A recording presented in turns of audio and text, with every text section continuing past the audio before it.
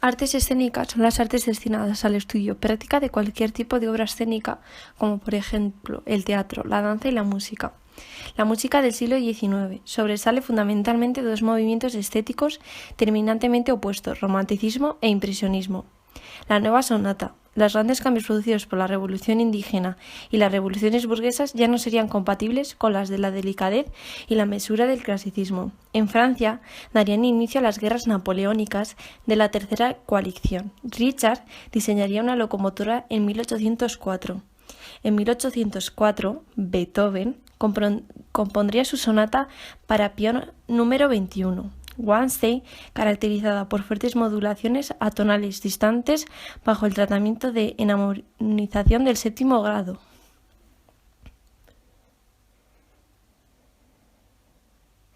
El estreno de la nueva sinfonía de Beethoven en 1824 marca definitivamente un nuevo camino en la composición. El contrabajo, que había comenzado a aparecer en las orquestas del barroco, duplicando a veces la parte del violonchelo, a veces cobraría una dimensión propia a comienzos del siglo. En el siglo XIX fue un siglo de grandes cambios, los nuevos movimientos obreros, socialismos. Julio Verne crearía una literatura basada en la especulación científica, habiendo especulaciones no menos disparatadas. La ciencia avanzaba cada día, con teorías de la evolución, teoría de números, fotografía, etc. La belleza armónica no se basaría más que en la simpleza del clasicismo. El impresionismo musical es un movimiento musical surgido a finales del siglo XIX y principios del XX, sobre todo en la música francesa, con la necesidad de los compositores como Claude Debussy y Maurice Ravel, para probar nuevas composiciones de instrumentos y para conseguir una mayor riqueza tímbrica.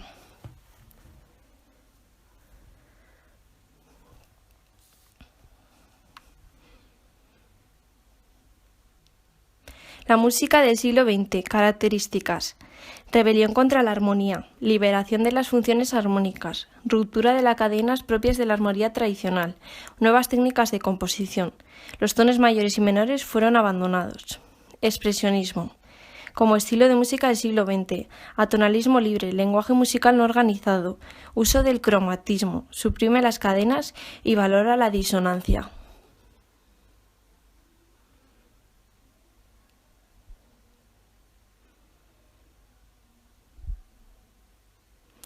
Impresionismo. Pone en crisis el sistema tonal y se valora el timbre y se rompe con la armonía.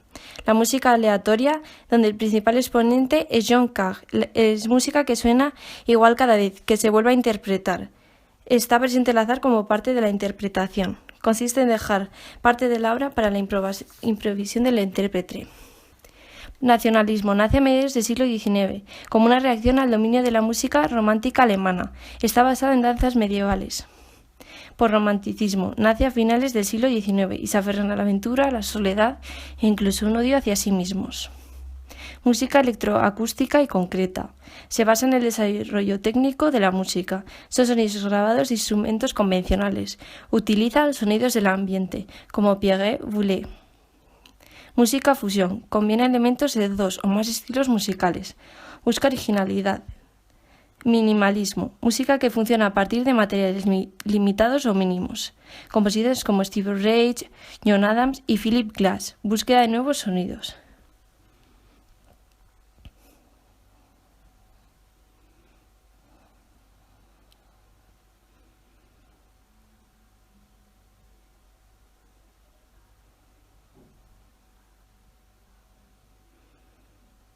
El teatro romántico. En el siglo XIX es una época de cambio en Europa, pues se produce una revolución política, social y económica.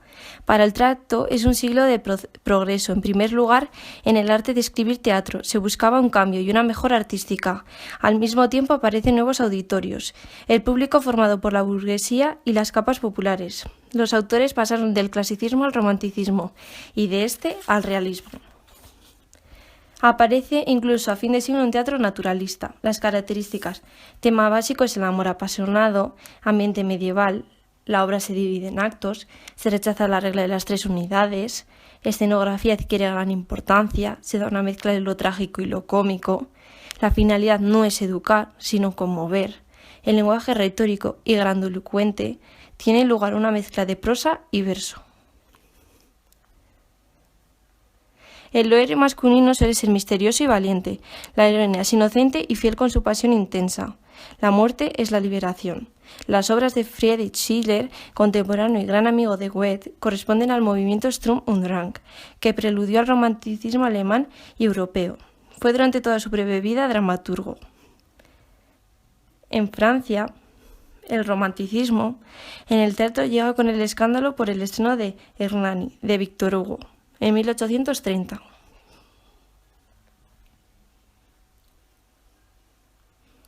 Hugo fundirá la tragedia y la comedia, en el género llamado drama, como ya hicieron antes los alemanes, siguiendo la línea del teatro barroco, desdeña las reglas clásicas aristotélicas.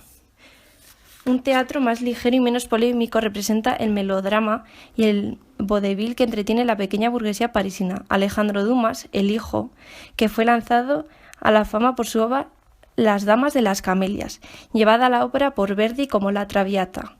Es el teatro de Dumas un teatro moral, crítico y de progresía burguesa de su época. En España los románticos se sintieron atraídos, como los europeos, por dramas históricos.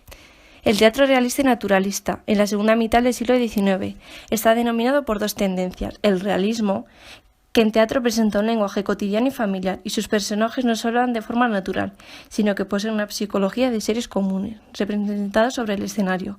Tienen que convencer al público de que la acción que desarrollan podría darse en la vida. El naturalista, mientras tanto, como tendencia literaria, implica otros principios más complicados, basados en las teorías científicas que aparecen en aquella época y afectan más a los temas y al tratamiento de personajes y acciones.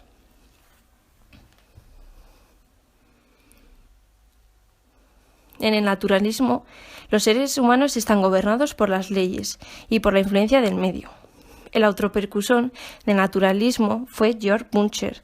Por la misma época, en Noruega, nace uno de los más grandes dramaturgos de esta mitad del siglo XIX, Henrik Ibsen, al que se considera el gran innovador y el creador del teatro realista moderno.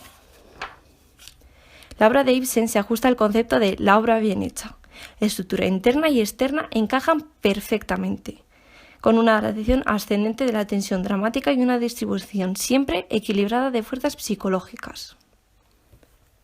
En Francia, el naturalismo amplía la afición al teatro. El local donde los naturalistas estrenaron sus obras fue en el Teatro Libre de André Antoine, que era una sala pequeña en la que se estrenaron obras de nuevos autores, la que le llevó a la ruina a su fundador, pues tuvo grandes repercusiones en la renovación del teatro. En Rusia, el realismo se convirtió en teatro psicológico con la obra de Anton Chekhov, cuyo éxito es inseparable de la fundación del teatro de Moscú por Stanislavski y Dechenko. Otros realistas son Tolstoy y el Máximo Gorki.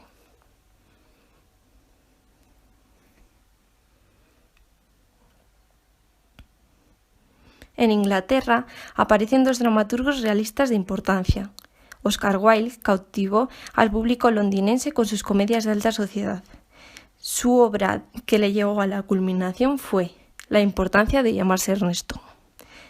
En esta época encontraremos grandes actores, como la actriz Rachel y la actriz Sarah Bernhardt.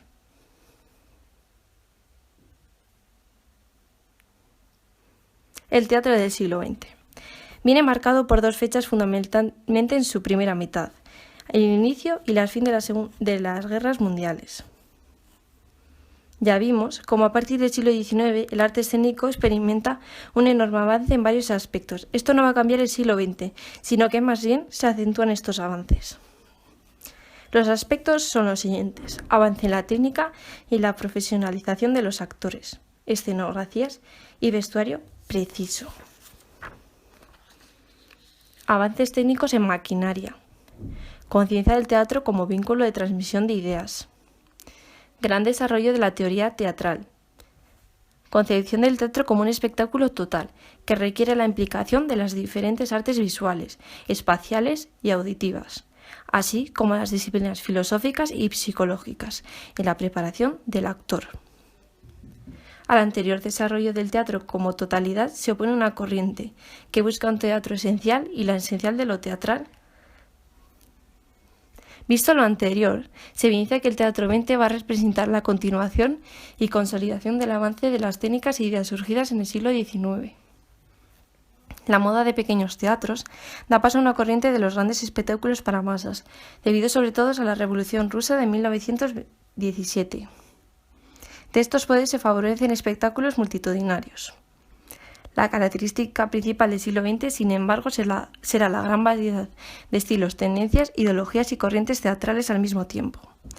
Las principales corrientes dramáticas del siglo XX son las siguientes: teatro modernista, teatro de lo absurdo, teatro experimental e intelectual del 98 y 27 en España, el realismo anglosajón, el teatro político de Brecht,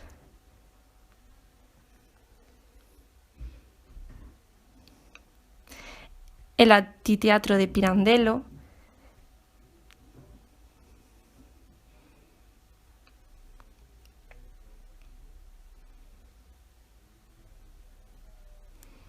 el teatro existencialista de Sastre y el teatro realista de Jean Genet.